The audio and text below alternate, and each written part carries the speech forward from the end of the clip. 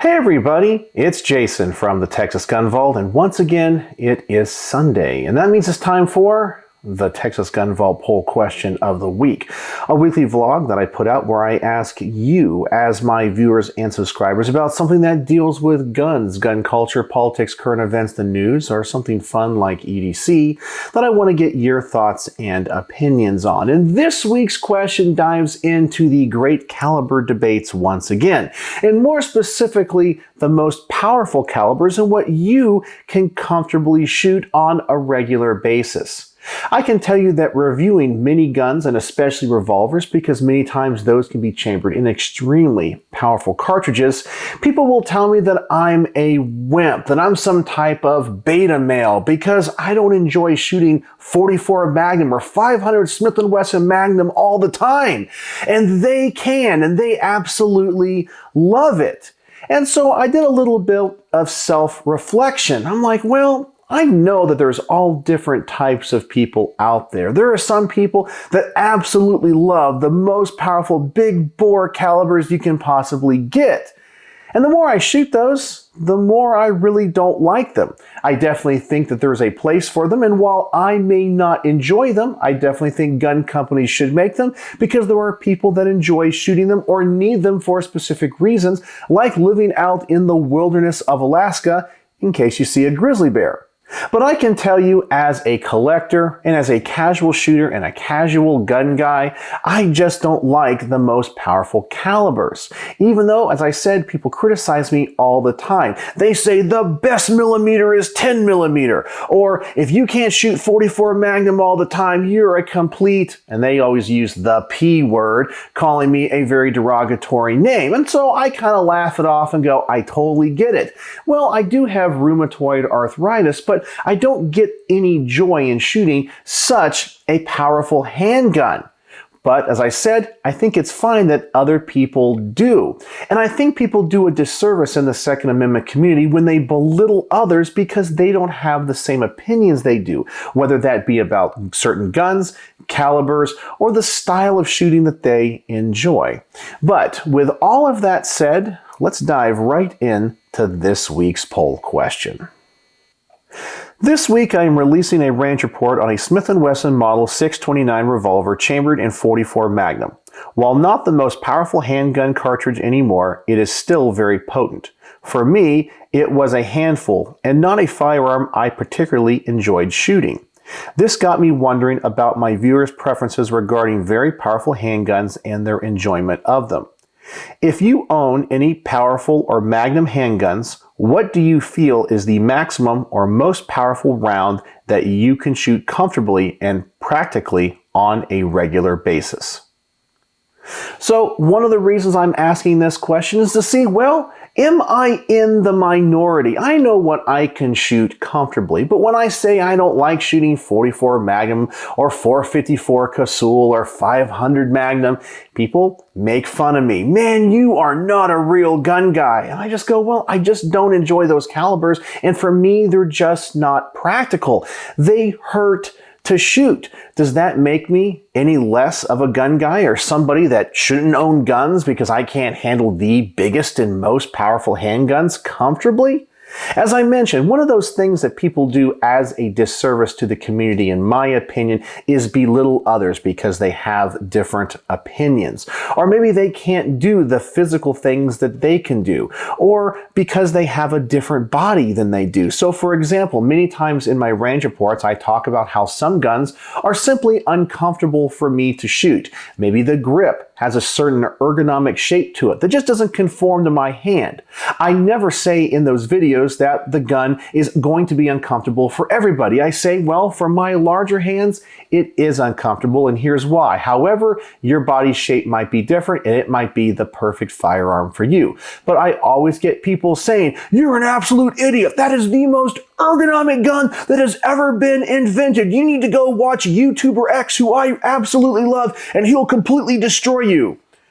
Whatever, my hands are what they are. So why are you belittling other people? I just try to give all of that information to you, and you can use it as you see fit. But I know I'm getting off on a little bit of a tangent here. But I wanted to see if I was in the minority, because when it comes to handguns, there's a certain level that I can shoot comfortably. And going above that, yes, I can handle a 500 Smith & Wesson Magnum, maybe for 2 or 3 shots. But after that, I don't want to shoot it all day. I want my range trips to be fun and full of putting as many rounds down range as I can. So I'm going to shoot guns that are comfortable for me to shoot.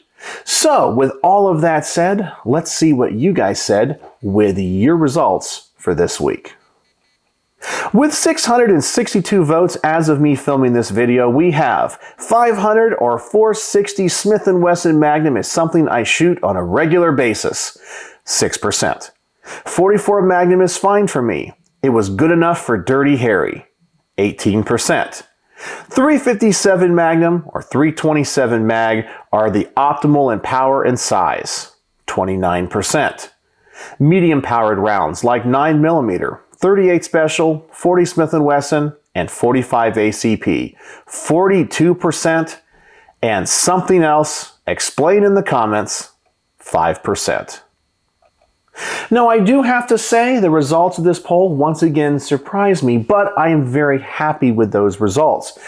I was kind of expecting most people to say 44 Magnum or 500 Smith & Wesson, simply because there's a lot of alpha males out there, and I guess alpha females, people that like to show off and be like, I can shoot the biggest and the baddest all the time, and if you can't keep up with me, you're a loser, you're a wimp. That's just the kind of general macho attitude that I see. Well, maybe as I said, I'm biased because it's what I see in my comments, but I was very happy to see that most people kind of like rounds that, while they might be powerful, like 357 Magnum, a majority of people like your standard 9mm, 40 Smith & Wesson, and 45 ACP, those calibers that dominate the semi-automatic handgun market. But let's go through each one of these, and I'll give you guys my personal opinions. We have 500 and 460 Smith & Wesson Magnum is something I can shoot on a regular basis.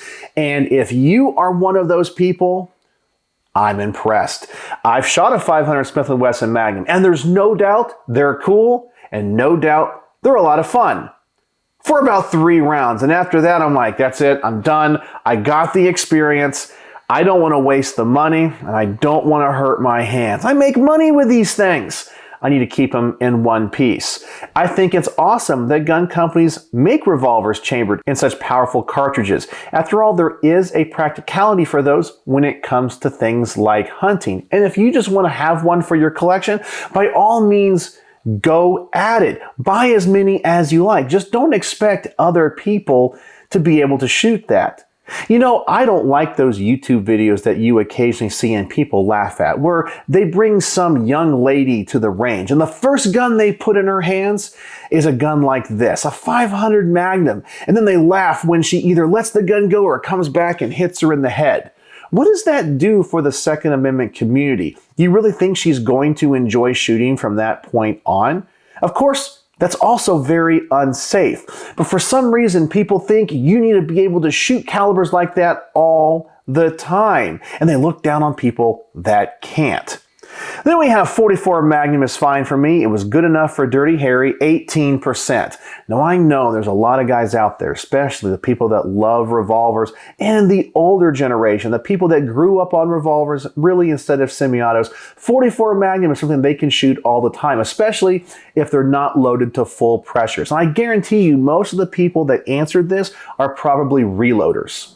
There is definitely a practical place, I think, for concealed carry and even home defense with 44 Magnum. It's just a humongous and very powerful round that can be tuned very specifically. So I can see the advantages of this round. You can go hunting with it. You can bring down large game with it. And of course, many revolvers that are chambered in 44 Magnum can shoot 44 Special. So you have a lot of variety there.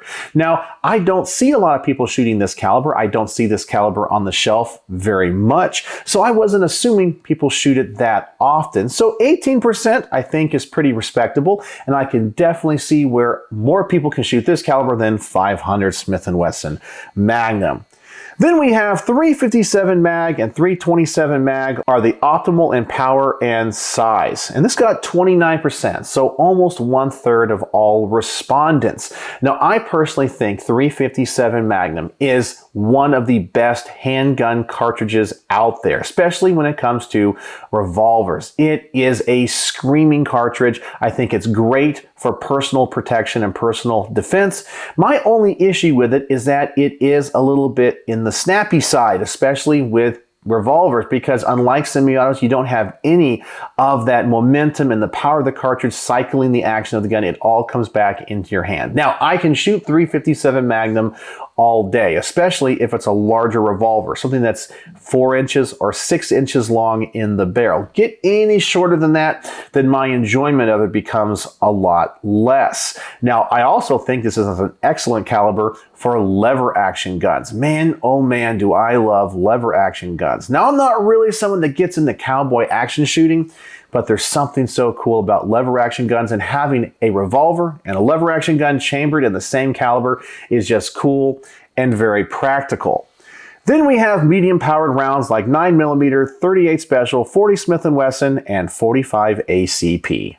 And this got the overwhelming 42%. And as I said, I was kind of happy to see this, that there weren't a lot of people out there macho trying to go off the charts saying Smith & Wesson 500 Magnum is like 22 long rifle to me. Because trust me, there are people out there that are going to say stuff like that. You can just scroll through many of the comments about that caliber on other videos. It's absolutely ridiculous.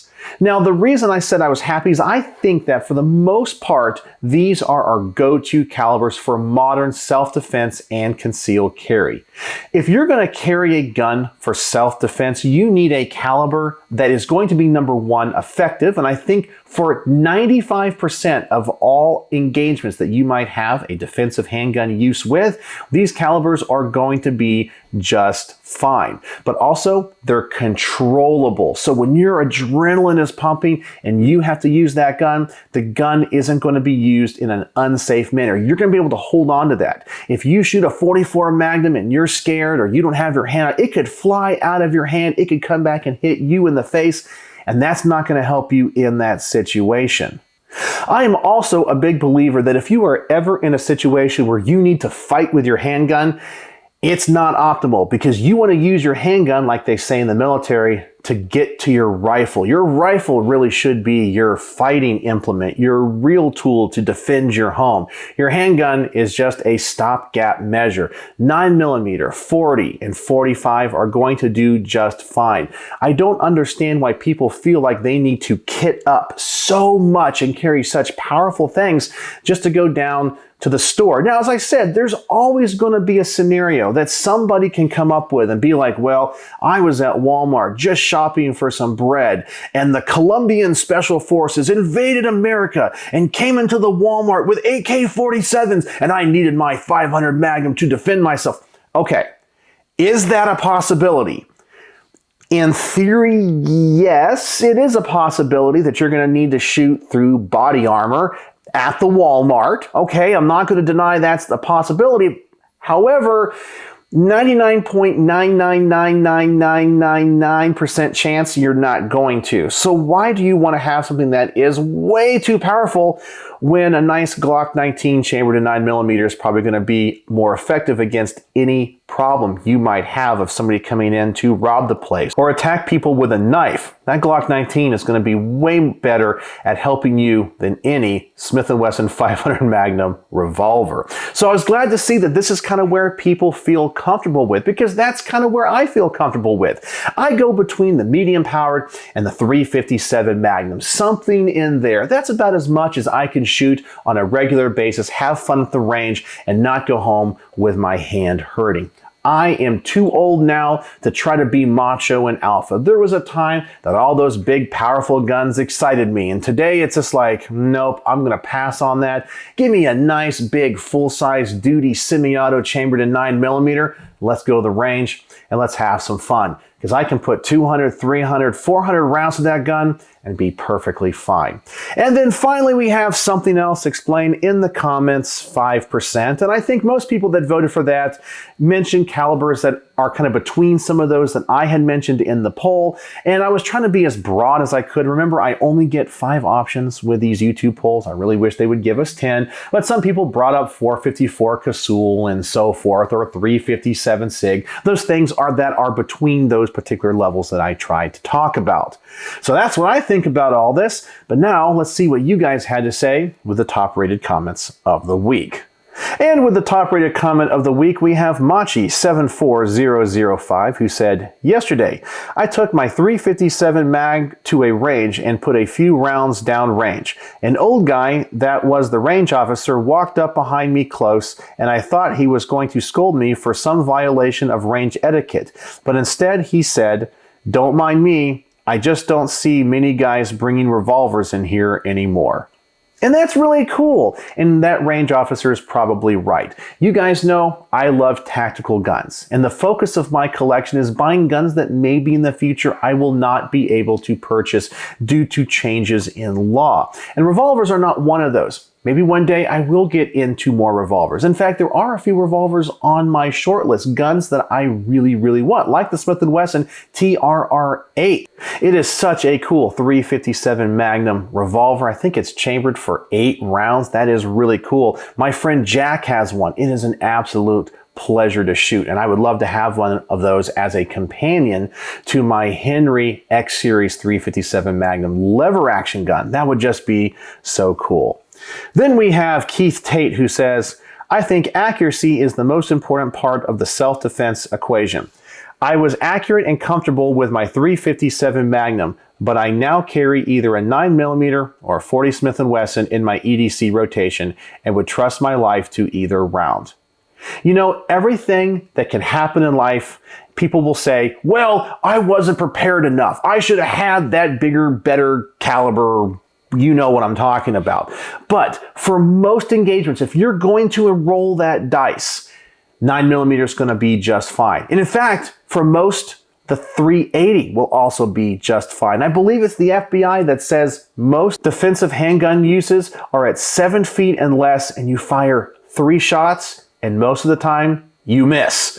So it doesn't matter what caliber you have. Then we have Brownworks, the main sponsor to all of my range reports. Mark says, "A lot of the time, it is not the cartridge but the grip that affects the comfort. The older Smith & Wesson revolvers normally have the metal frame as the backstrap of the grip. It is like hitting your hand with a hammer with magnum loads. Any other material that covers the metal frame will feel better on your hand, but it still can be tiring on your hand for a lot of shooting of these loads."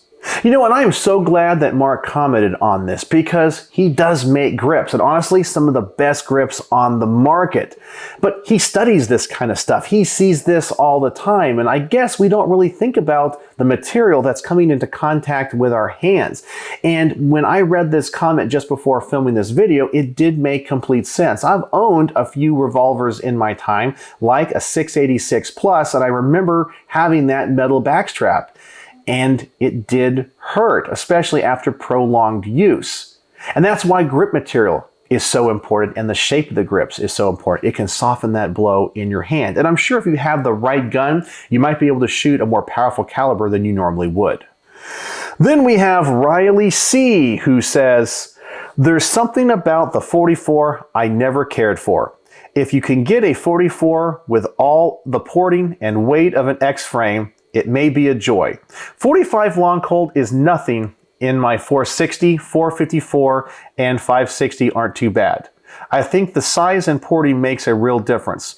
All that being said, I only shoot my 460 outside. Indoors may be another story. I've heard crazy stories about what the concussion and air from the X-frame muzzle brake will do." And you know, that is also another great point. Some guns can be very comfortable to shoot, but the concussion of the explosion is massive, and you really feel it in your sinuses. And yeah, sometimes that can add to the feeling of a gun being too powerful. So let's just say in theory you can shoot a 500 Smith & Wesson Magnum, but you have to deal with that porting. Man, it can hurt. You feel it in your face, you feel it in your sinuses, you feel it in your chest, and that gives you the sensation the gun is a little bit too hard hitting when maybe it's not. Personally, I don't know if I like porting in revolvers, especially with Magnum cartridges, but I haven't shot that many, but I can see where that would be no fun. But if I was going to shoot them, it would definitely be outdoors. And then finally, we have Ethan Kelso, who says, I actually shoot my 454 Casull quite often. Decently comfortable with 250 grain max loads. A little much with 300 grain max loads. Helps it has a 7.5 inch barrel. And yes, those longer barrels definitely help, adds a lot of weight to the front of the gun. And I think it's fantastic that he can shoot that gun often, as long as he doesn't look down upon people that can't. I don't enjoy it, but I'm glad that he does. And I knew that there were people out there that can shoot these calibers all day long. And that makes me happy. As I said, there should be something for everybody in the Second Amendment community. Just make sure you don't look down upon those that have different feelings about the things that you might be passionate about. And that is the Texas Gun Vault poll question of the week. Really interesting results. And if you would like to participate in next week's poll, I'm going to put a link in the description, and you guys need to go over there, check out what the poll is about, vote, comment, and like other people's comments so we can get the top rated comment of the week.